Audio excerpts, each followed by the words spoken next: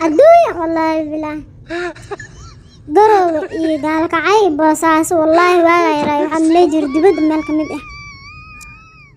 wallaahi bilaa America meel agteeda ku taasho maleey jiray Afrika inay ku yaalaan ma maleey jiray garowe iyo gaalkacay boosaas maxaa dhacay sababta weydii idoo waxaan daris ahaan ciidahan buris iyo badil family gabdho waxaa joogeen marka oo hooyooyinkooda intay fisgeeska ka xadaan iyo lacag waxay haystaan ay ka xadaan ay ku tahriibi jireen waxaa maqlaa ay heblaha gabarteed waa tahriibti boosaasi aadi tan kala garoobe aadi tii kaleeto gaalkacyo aadi muddo kadib waxaa maqlaa ay heblaha gabarteed lacag usoo shaqays fisgeeska usoo guddi walaana dhar usoo dhiibti lacag usoo dhiibti أنا ولا شيء قوينا أنت أطلع حدا بايا ما نوصل شقيس درو ما نو أدي يروبتاس